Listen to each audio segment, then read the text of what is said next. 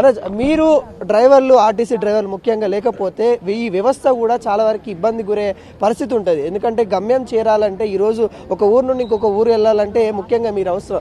ఈరోజు ప్రభుత్వాలు మిమ్మల్ని ఎందుకు గుర్తించలేకపోతా ఉంది? ఇప్పుడు ప్రైవేటు సంబంధించిన డ్రైవర్లను కూడా తీసుకొచ్చి నడిపిస్తామనే ఒక నిర్ణయానికి వచ్చినట్టు కూడా క్లియర్ కట్గా కనిపిస్తున్న పరిస్థితి కనబడుతుంది. ఎట్లా చూస్తా ఉన్నారు వీటిని? ముందుగా తెలంగాణ రాష్ట్ర రోడ్డు రవాణా సంస్థలో పనిచేస్తున్నటువంటి కార్మికులందరికీ మీ మీడియా ద్వారా చిన్న సూచన చేయదలుచుకున్నా. ఈ తెలంగాణ రాష్ట్రం చిందించక ముందుకు పెద్దన్న సురేష్ అన్న చెప్పినట్టు 1932లో ప్రారంభమైనటువంటి ఈ సంస్థ ఆనాడు 27 బస్సులతో 166 మంది ఉద్యోగులతో ప్రారంభమైనటువంటి ఈ సంస్థ ఇవాళ అంచెలంచెలుగా ఎదిగి 10,000 బస్సులను వివిధ రాష్ట్రాలకు విస్తరింపజేస్తున్నటువంటి ఈ సంస్థను కనుమరుగు చేయాలనే ఒక కాన్సెప్ట్తో కంకణం కట్టుకొని ఈ రాష్ట్ర ప్రభుత్వం ఈ ట్యాంక్ బండ్లో వేయాలని వాళ్ళు కంకణం కట్టుకున్న మాట వాస్తవా కాదా ఇవాళ సమాజానికి తెలుసు. ట్యాంక్ బండ్ పక్కనే సెక్రటరియట్ ఎందుకు ఉంటుంది? వాళ్ళ అనుకూలమైన ఫైల్లో లోపలు ఉంటాయి, మాకు వ్యతిరేకంగా ఉండే ఫైల్లో ట్యాంక్ బండ్లు ఉంటాయి. అందుకే బుద్ధుడు మాకేళ్ళు చూస్తూ ఉన్నాడు. ఇవాళ ట్యాంక్ బండ్లు ఉన్న బుద్ధులు చెప్పే వ్యక్తిని మురికి నీళ్ళలో పెట్టిన సందర్భం ఎందుకు? ఎప్పుడు నువ్వు బుద్ధునివి మంచి మార్గాల్లో నడిపిస్తావు, మంచి మాటలు నేర్పుతావు, నువ్వు బురదలనే ఉండాలని ఆనాడు ప్రభుత్వాలు బొందల గడ్డలు పెట్టింది. దానికి మరి ముఖ్యంగా ఇది ఎందుకు చెప్తున్నానంటే మమ్మల్ని వాళ్ళు ఆ రకంగా ప్రేరణ చేసిర్రు కనుక. ఇవాళ తెలంగాణ ఉద్యమంలో సాయుధ పోరాటంలో ఏనాడైతే ఆనాడు పోరాట వీధులు ఎట్లయితే పనిచేసినారో ఇక్కడ ఉన్నటువంటి ఈ ఆర్టీసీ బిడ్డలు ప్రాణాలకు సైతం లెక్క చేయక నీళ్లు లేకున్నా, తిండి లేకున్నా, పడుకోవడానికి పక్క లేకున్నా ఈ డిపోలలో మేము కాపలా కాసినాం కనుకనే ఇలా తెలంగాణ రాష్ట్రం చిందించింది. ఈ తెలంగాణ రాష్ట్రం చిందించిన తర్వాత అదే గత ముఖ్యమంత్రి గారు ఈ ట్యాంక్ బండ్ నక్లెస్ రోడ్డు మీద మీటింగ్ పెట్టి మాకు లేని కోరికలను ప్రేరణ చేసినటువంటి వ్యక్తి, ఏకైక వ్యక్తి కల్వకుంట్ల చంద్రశేఖరరావు గారు. ఏం చెప్పిండు? ఎవడో పాలన పనిచేస్తే మన బతుకులు బాగుపడవు, మన పాలన మనకు కావాలి, మన రాష్ట్రం మనకు కావాలి, అప్పుడు మాత్రమే మన బిడ్డల బతుకులు బంగారు బతుకులుగా మార్చే అని చెప్తే దానికి ఉబ్బి తప్పిపోయి పోరాటంలో ముందు భాగాన నిలబడ్డ ఈ శ్రమజీవులు, ఈ కష్టజీవులు, మీ ముందున్నటువంటి ఆర్టీసీ కార్మికులు. ఒక నిమిషం ఆగాన.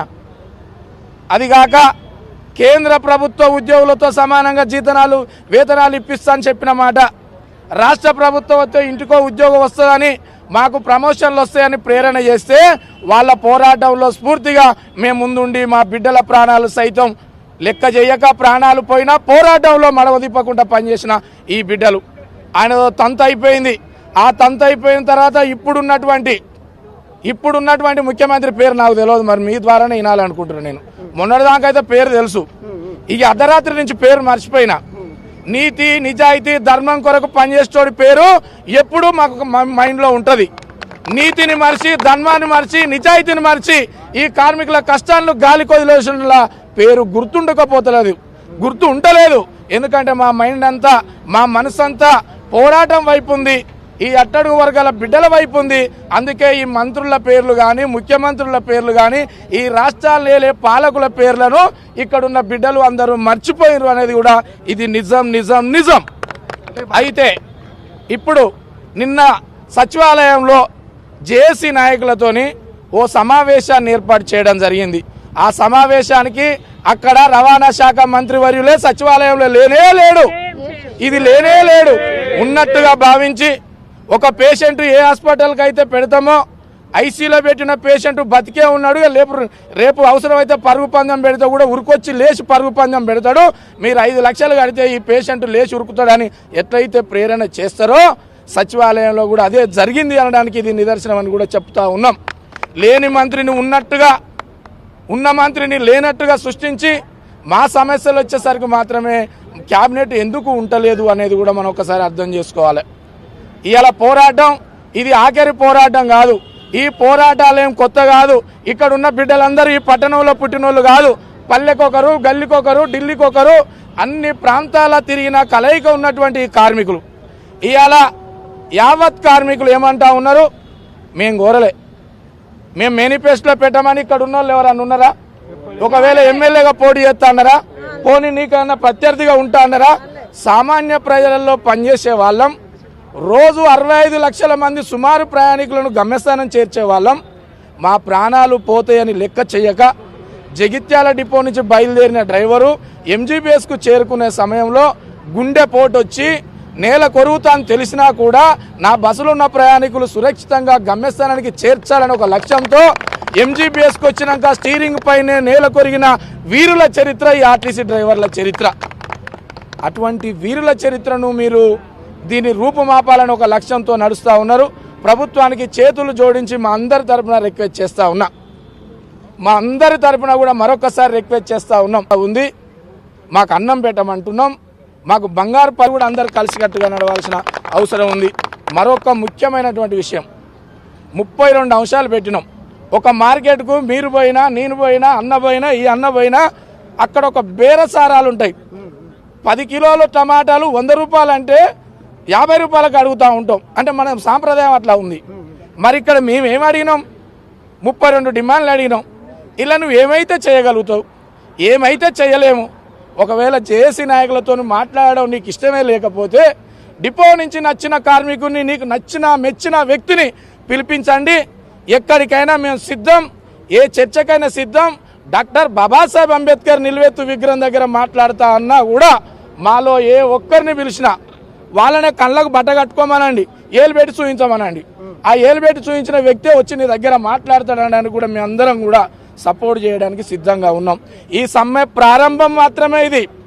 ఇన్నాళ్ళు గవర్నమెంట్ పక్షాన నిలబడ్డాం, యాజమాన్యం పక్షాన నిలబడ్డాం. మా చేతుల్లో ఉన్న కత్తిని లాక్కొని మా మెడ మీద పెట్టే ప్రయత్నం చేస్తూ ఉన్నారు. నేను మరొక్కసారి స్పెషల్ రిక్వెస్ట్ చేస్తూ ఉన్నా, సూపర్వైజర్లారా, మీరు పైనుంచి ఊరిపడలేదు.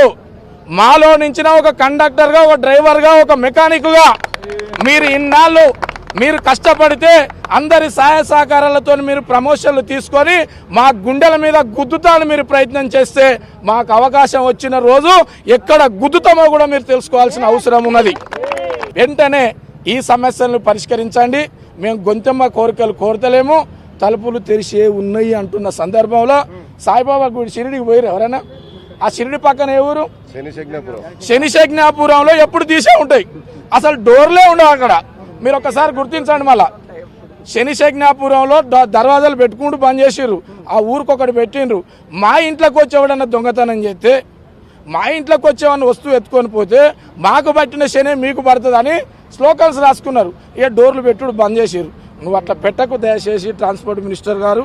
శనిశజ్ఞాపురం చేయకండి సచివాలయాన్ని.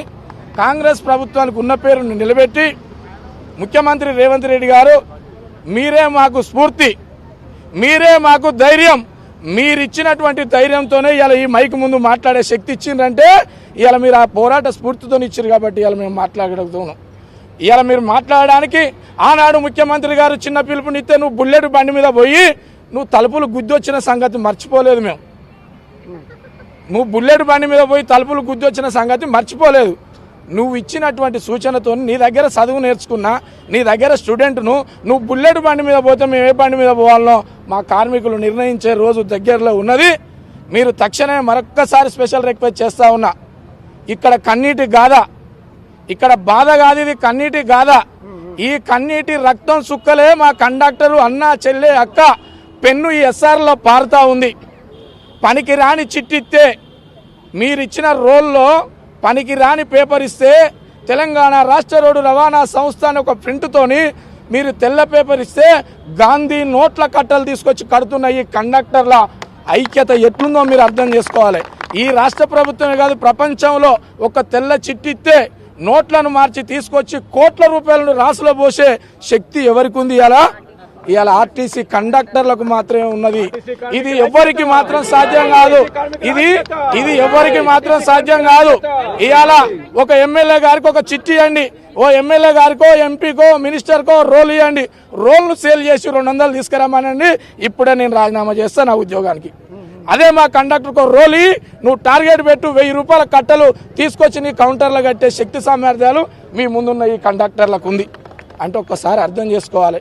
ఇక డ్రైవర్ సంగతి, డ్రైవర్ గారు గల్లీలైనా, ఢిల్లీలైనా, కాలనీలైనా ఒక రోజు మొత్తం ట్రాఫిక్ జామ్ అయినా ఈ డ్రైవర్, ఏ డ్రైవర్ కూడా బస్సు వదిలిపెట్టి పోయిండు అనేది మీ మీడియాలో ఎక్కడన్నా వచ్చిందా? పోనీ మీడియా ముందు ఎప్పుడైనా చెప్పుకున్నాడా? అన్నా నా కాలు పనిచేస్తలేదు, అన్నా నా చేతులు పనిచేస్తలేవు, అన్నా నా కళ్ళు కనపడతలేవు, ఇక నేను ఆర్టీసీలో పనిచేసే పరిస్థితి లేదు, రాణిగంజ్ చౌరస్తాలో బస్సు వదిలిపెట్టి వచ్చినాని ఈ ప్రపంచంలో కాదు ఈ రాష్ట్రంలో ఏ మూలనన్నా ఒక్క డ్రైవర్ వినిపించిండా? మరి అటువంటి డ్రైవర్ను పట్టుకొని ఇవాళ కార్పొరేటర్కు డ్రైవరే కావాలి, ప్రధానమంత్రికి డ్రైవరే కావాలి, ఇవాళ అంబులెన్స్కు డ్రైవరే కావాలి, ఫైర్ ఇంజన్కు డ్రైవరే కావాలి, ఇవాళ కలెక్టర్కు డ్రైవరే కావాలి, ఇవాళ ఐపీఎస్కు డ్రైవరే కావాలి. డ్రైవరు లేకపోతే మేము స్వచ్ఛందంగా నడుపుకుంటామని మీ క్యాబినెట్ మొత్తం రేపొద్దున పేపర్ స్టేట్మెంట్ ఇవ్వండి.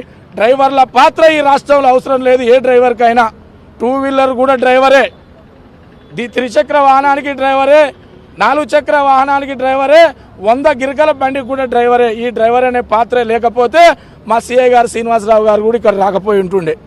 అందుకు డ్రైవర్ల మీద మీరు ఒక్కసారి మనసు పెట్టి ఆర్టీసీ కార్మికుల పక్షాన గవర్నమెంట్ ఉంటుందా లేదే మేమే గవర్నమెంట్ పాత్ర పోషించాల్సిన అవసరం కూడా వస్తుంది అని తెలియజేసుకుంటూ మరి మరొకసారి రిక్వెస్ట్ చేస్తా ఉన్నా, యనుమల రేవంత్ రెడ్డి ముఖ్యమంత్రి వర్యులు యంగ్ డైనమిక్ లీడర్ అని చెప్పబడుతున్నా మేము అనుకున్నా, మేము కూడా నిజంగా రియల్గా రామ్ చరణ్ కంటే ఈయనే రియల్ హీరో అనుకున్నాం. అలానే సిగ పెట్టుకొని ఎగురుతున్న సిగ లేకుంటే ఎగురుతుండు కదా, ఈయనే అద్భుతమైన లీడర్ అనుకున్నాం. కానీ ఈ లీడరు ఆ లీడర్ కంటే ఇంకా యాక్టింగ్ బాగా చేస్తాడు అనుకుంటే సారు సినిమాలు తీస్తే రోజుకు 200 సార్లు చూసే తత్వం మా దగ్గర ఉన్నది. సార్ ప్రభుత్వ పాలన చెయ్యి, మమ్మల్ని పరిశాన్ చేయకు, రాజులాగా ఉండాలనా రామ బంటులాగా ఉండాలనా మా అందరి ప్రజాక్షేత్రంలో మీరు నిలబడబోతా ఉన్నారు. కాబట్టి దయచేసి మీడియా ముందు మాట్లాడితే మా మీద ఆంక్షలు, మీడియాతో మాట్లాడితే మా మీద ఆంక్షలు, మీడియాతో ఏమన్నా విషయాలు మాట్లాడితే మమ్మల్ని ఒక శూద్రునిలా, ఒక అంటరాంతనంగా, ఒక రోగిగా మమ్మల్ని చూపిస్తా పోతా ఉన్నారు. మరి ఎవరి కొరకు ఈ ప్రజాస్వామ్యం? ఎవరి కొరకున్నది ఈ ప్రజాస్వామ్యం? ప్రజల పక్షాన ఉన్నారా? మీరు ఎవరి పక్షాన ఉన్నారో కూడా తెలుసుకోవాల్సిన అవసరం ఉంది. అందుకు మరొకసారి ఆర్టీసీ కార్మికుల సమస్యలు పరిష్కరించకపోతే ఈ జేఏసీ ఏ నిర్ణయం తీసుకున్నా, జేఏసీని పిలిచి సమస్యలు పరిష్కరించకపోతే ఈ జేఏసీ ఏ నిర్ణయం తీసుకున్నా మీ అందరం కంకణబద్ధులమై జేఏసీ నిర్ణయమే మా నిర్ణయం, జేఏసీ నిర్ణయమే, జేఏసీ నిర్ణయమే, జేఏసీ నిర్ణయమే. ఆర్టీసీ కార్మికుల ఐక్యత, ఆర్టీసీ కార్మికుల ఐక్యత, ఆర్టీసీ కార్మికుల ఐక్యత, ఆర్టీసీ కార్మికుల ఐక్యత, ఆర్టీసీ కార్మికుల ఐక్యత.